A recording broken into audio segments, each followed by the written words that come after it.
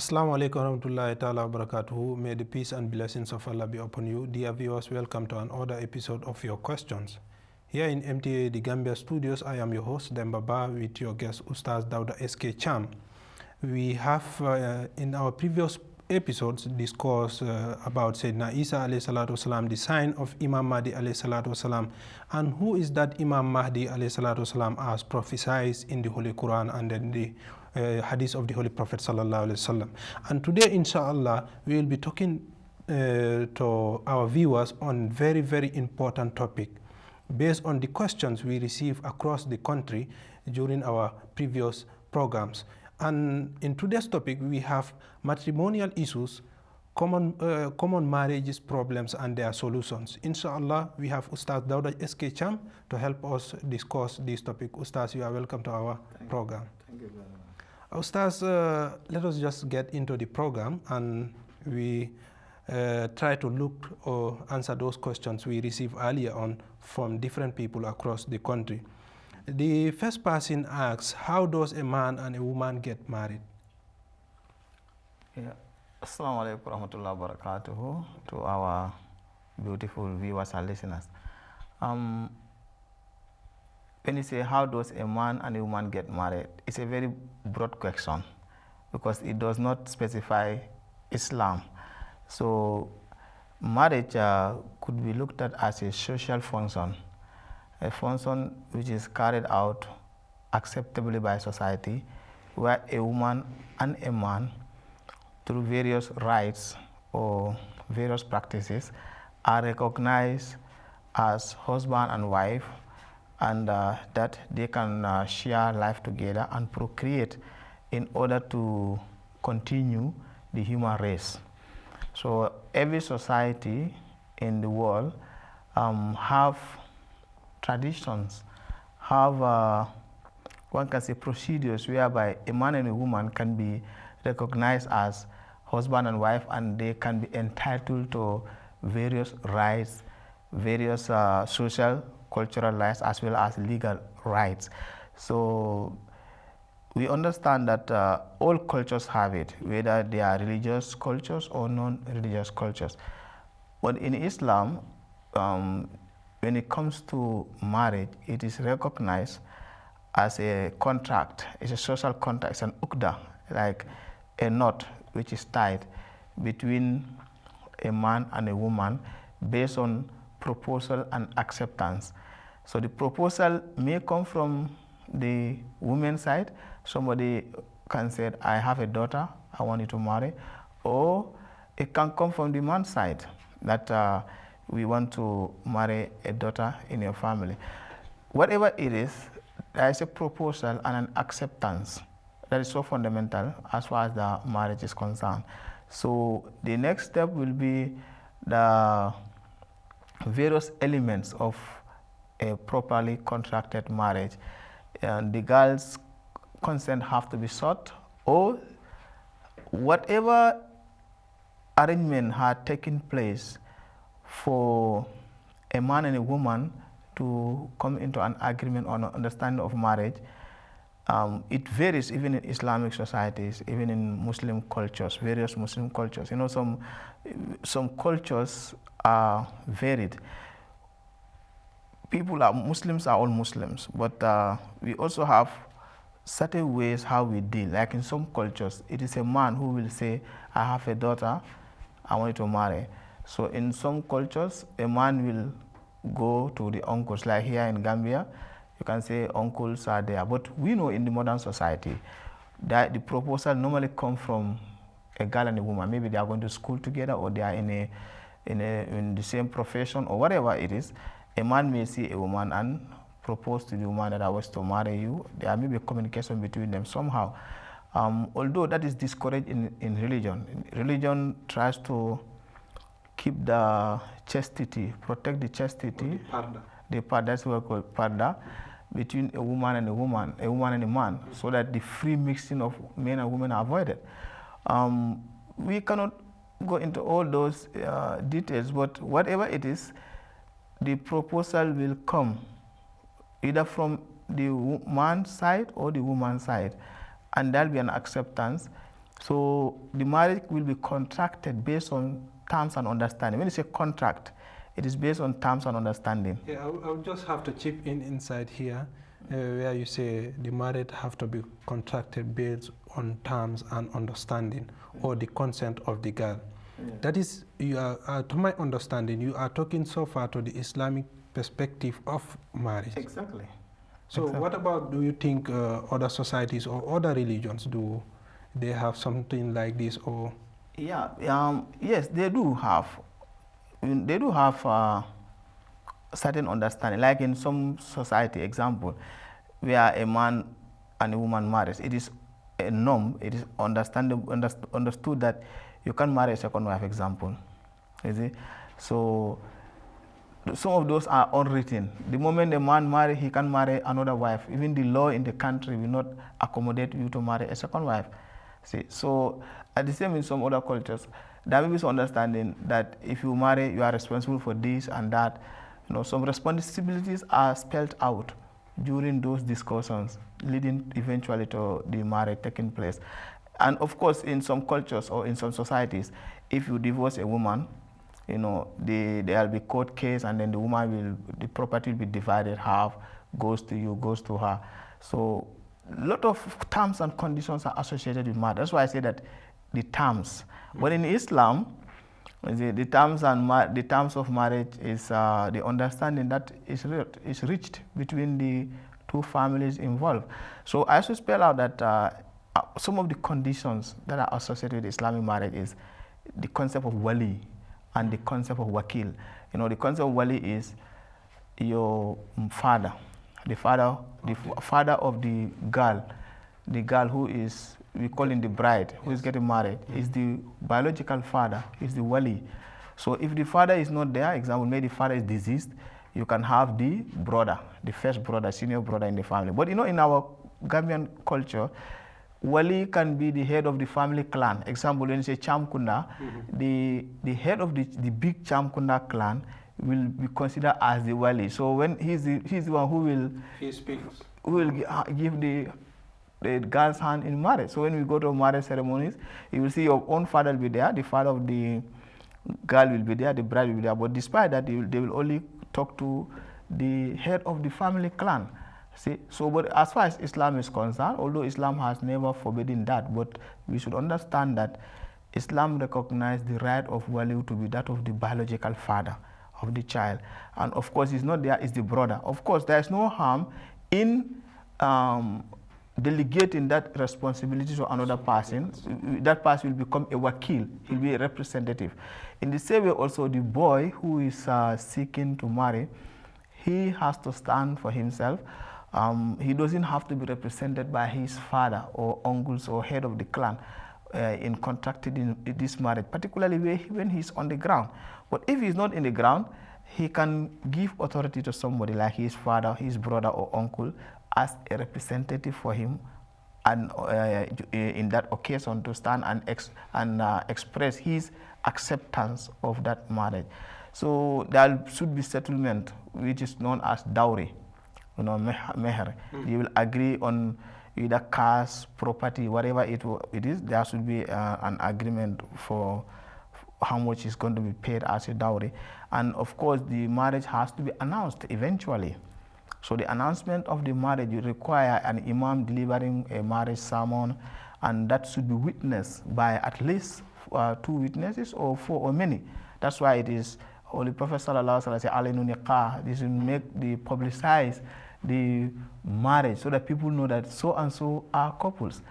So there are various stages. That is why you cannot just see a woman and say, I want to marry you, and you are married. It takes steps. There's a lot of wisdom in that. During those steps taking place, you see families are connected, societies are connected. So that is why everybody is aware. Aware, yeah. So it doesn't take a night, overnight to tie a marriage. It takes days or even months. That is why in the same way, when marriage's problem come out, the moment problem come out, you want to solve the problem by dissolving the marriage just instantly, which is so strange, because it didn't take 1 day for you to dissolve the marriage. It will take some steps, you know, for marriage to be dissolved as well. So because how healthily you enter into marriage, we pray that marriage continues healthily. So in short, these are some of the key things, if I remember clearly, that entails an Islamic marriage. Yeah. Thank you so much, Ustaz, for that detailed answer to this question. But we move on to the next question. That is, can a married person you date for so long, can you marry a person you date for so long? And is dating a follow-up question, which we also have, but I want to connect them because they are a little bit connected. He said, a person you have been dating for so long, can you marry that individual? And is dating allowed in Islam? Okay, something has become fashionable, and so much fashionable that it is considered as a norm, as acceptable. That is fornication and adultery. The English people have a word for it. They call it fornication, meaning somebody who's not married involving in extramarital relationship or before married relationship. And if you are married, they call it adultery, but Islam calls it zina. I'll use the word extramarital relationship or premarital relationship in that way. So these are some of the evils which Islamic society try to stem out. That is why Allah Almighty prescribed punishment for fornication or adultery. See, because it is such an evil, when it takes root, it becomes so popular and everybody easily goes into it and takes it for granted. It becomes difficult to cure that. To remove it, yeah. Yes. The moment it takes root in society, it becomes difficult to take it out. That is why in order to stamp it out, Islam proposed punishment. So this punishment, people say you will punish, like in the West, that criticize Islam. How can you punish people for following their desires? So some desires will eventually destroy society. Understand? So let us take note of that. The Islamic attitude towards social issues is that whatever it teaches, the climax will protect society from free involvement in immorality and the eruption of crime. Because indecency will eventually lead to crime. Where people where there is sexual energy, there is no restraint, there is no separation. People freely indulge in sexual activity. You see that if rape become common, teenage pregnancy become common, there's so much confusion. So if we want to see a society which is so free, we are looking for a society which is going into anarchy, which is going into dysfunction. But then Islam puts steps to protect us from eventually reaching that. That is why it does not encourage, it does not only encourage, but it rather takes harsh steps to stop certain things, to stem them out from their root. So we should know that fornication is such an evil. But then, here we are today, in this Akhir Zaman. The Holy Prophet Muhammad Sallallahu Alaihi Wasallam talks about Dajjal. Dajjalia is a concept whereby, in short, you can say is deception. Deception, like if you have an iron, you plate it with gold. You can present it as golden material. People don't see dark iron, they say gold. So we use very beautiful names for some very ugly sins. Dating. Dating is a form of fornication. It's a form of fornication. It's an immoral sexual activity. People gratifying their desires through those things. So in Islam, that is discouraged. But here we call it dating. And it is so common, and that's why I say sometimes I used to say that the Muslim youths are romantically challenged because they have been bombarded by this Hollywood, Nollywood, and all these Woodwood institutions, movies, yeah, and novels also, these romantic novels and so forth. So they feel that they can identify themselves with those characters.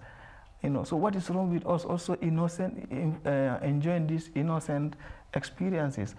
That is why they find it difficult to reconcile what they are urging, what is kind of prompting inside them, and what Islam is teaching. So now they will not talk about the immorality of these relationships. Then they will ask you, can you marry? I will tell you, let's go back to the first step. It is evil to involve in this girlfriendship and boyfriendship. Ustaz, I will tell you this. This is such an evil and so more common in society that some say, you have to do this before you get married. When you get married, you tube. When you tube, you never go back to it. But we are human, we cannot stop this. We can. We should know that sexual urge is like any other urge.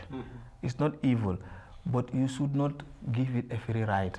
Like when you are hungry, you don't go and jump into people's kitchen, taking food, cutting people's mangoes, eating illegal. You have to control yourself and eat rightly.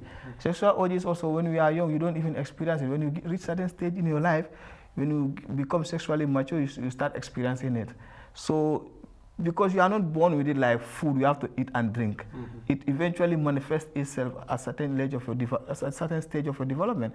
That shows that it can be controlled to a point where you marry and then start exercising it healthily and with reward from Allah subhanahu wa ta'ala. So, in short, Allah subhanahu wa ta'ala, as far as Islam is concerned, you cannot have a girlfriend or you can't have a boyfriend.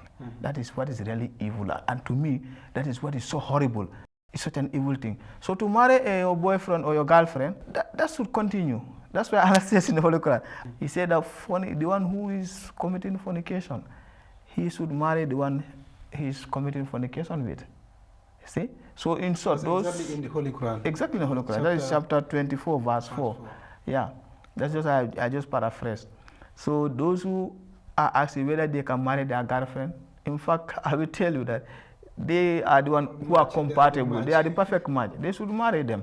Because some other guys will say, how can I marry a girl I have time with? So who do you want to marry her? In fact, Ustaz, I was coming to that. We have seen this in our society, nowadays society. When a boy and a girl are engaged in these immoral activities, they end up, in fact, separate. They separate. The boy will not even mind her. Rather, he will go and look for somebody who is a very decent woman to marry. Yes, this is the thing, because you see, here is the thing. The Islamic teachings are so healthy and balanced. Man and women are different. We are equal in our humanity, but as far as our function and makeup are concerned, we are different.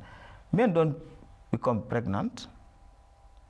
Understand? So, if Islam discourages this extramarital relationship, you condemn Islam for it. But when people get involved in it, the boys, some of them are not responsible.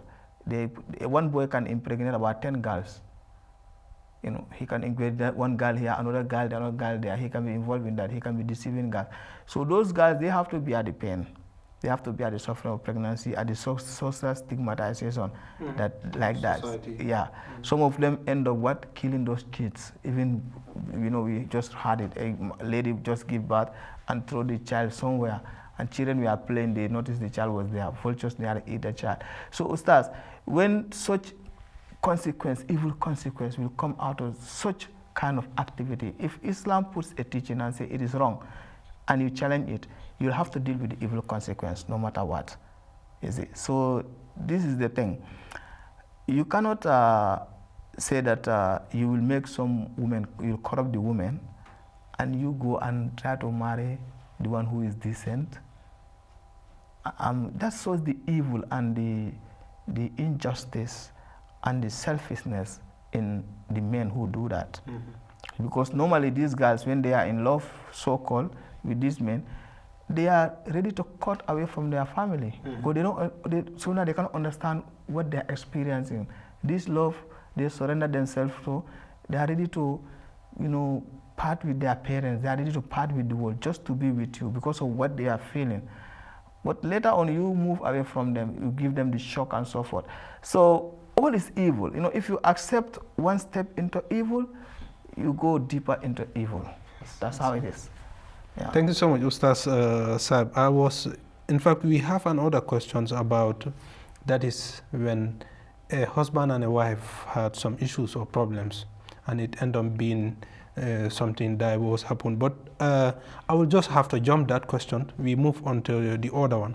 If a married couple have 2 children sleeping on the same bed, who should be the first, second, third, and fourth on the bed? I mean, in the same bed, who should be the first person to be at this side, left side, right side, and at the middle? Well, I will say this. I don't know the age of the children, but Islam strongly encourages that we should make separate bedding arrangement for children when they reach certain age of maturity. Of course, you should avoid boy and girl sleeping in the same, even their own children, boys and girls sharing the same bed. See? So now, if there's no hard and fast rule as such, but if you are training children, the regiment, you are regimenting seniority, how to respect each other as seniors in the family. You can bring out those kind of practice. Like if you are giving something, you give it to the senior first, they'll distribute among your juniors. You can teach them responsibility, mutual love, and respect. So no one can propose to you, this method is wrong. So if you said, okay, you are the elder, you should sleep in front. You are the second, you should sleep there. You are the third, you should sleep behind of your age. That shows their seniority. So there is nothing wrong with that. But let us know that it's not a verse of the Quran, which it cannot be changed. You cannot say that this teaching is from Allah. So what I'm doing, I am being just. You are simply trying to impart in them certain values. So what about if the man is corrupt, that he thinks that maybe the front is right and he doesn't like the child, he put that child in front. So it's your intention. Then what that parent will be doing is that maybe he's putting the other child in front so that he will fall down, or maybe he's putting the other child in the middle so that he can be squeezed. So you can see the intention is what matters. But then normally in families, we teach children the seniority concept, how to respect each other, how to accept being led, how to accept being a follower, and also we teach the children the responsibility how to lead, how to accept to be a leader, because these are such values that should be imparted way earlier in childhood. Otherwise, when we grow up, we don't want to follow, we become rebellious. See, so certain values are imparted while we are small children. If a child is taught that you should follow your elders, you should have an organization, a small organization in the family. This is the leader. Even when you are going to sleep, you should do this, do that. This is to impart certain values in them. See, if that is the intention, that's really great. Ustaz, we have the question we jumped earlier on. Okay. Somebody is saying that if I, as a wife of somebody, I happen to hit my husband because of misunderstanding, and he was sent to hospital, then he came back, he didn't forgive me, he ended up divorcing me. What is your take on that?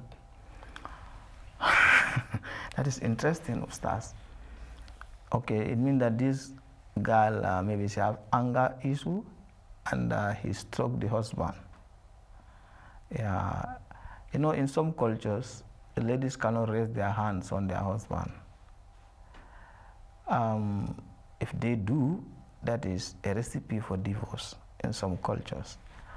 So, of course, in Islam, it is acceptable that if you want to keep a marriage, you want to stay in the marriage, and you want to accept the discipline, sometimes when it's necessary for a husband to discipline you because you don't want a divorce. Some very stubborn women, some very rebellious women, it is acceptable to give them punishment, which will remind them that you are moving out of control, out of boundaries. But that punishment is prescribed in such a way that they should not hurt their body. No marks of beatings should be left on their body or strike their face. So that is it's a reminder. But if a woman strikes a man, and then the man decided to divorce the woman, I will consider that as a cultural thing, because Islam encourages women to be obedient to their husband, and Islam encourages husbands to be kind to their wife. So it is mutual thing. When there is understanding and there is balance in their relationship, it will be healthy. So when Allah subhanahu wa ta'ala said, Ashiruhunna bil ma'aruf, that is the characteristic of a marriage relationship. So console them with kindness, with balance, with equity. And Allah Almighty talks about women who are obedient to their husband.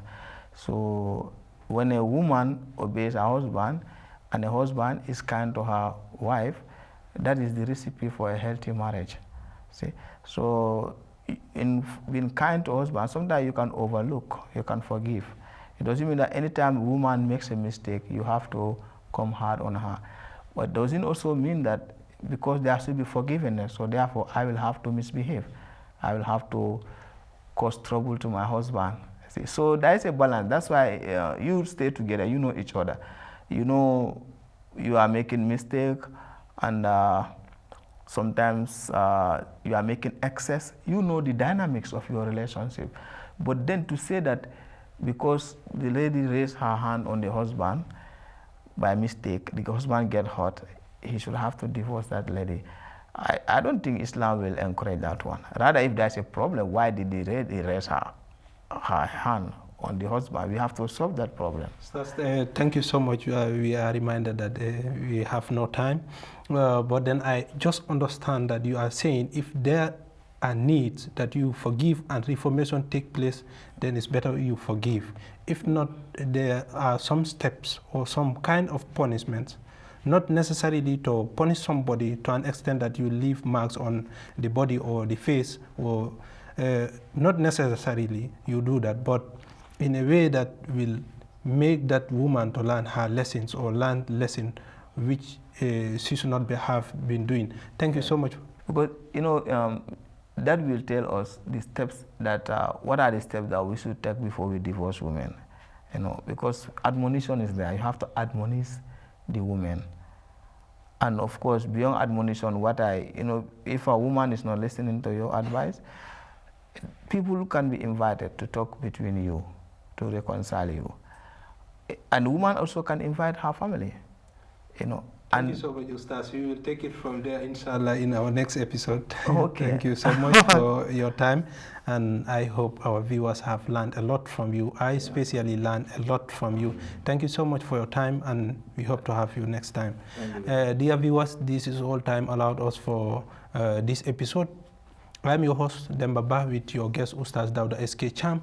We hope you learned a lot from him, and then stay with us and learn more from him. Before that, we are saying Assalamu alaikum wa rahmatullahi wa barakatuh.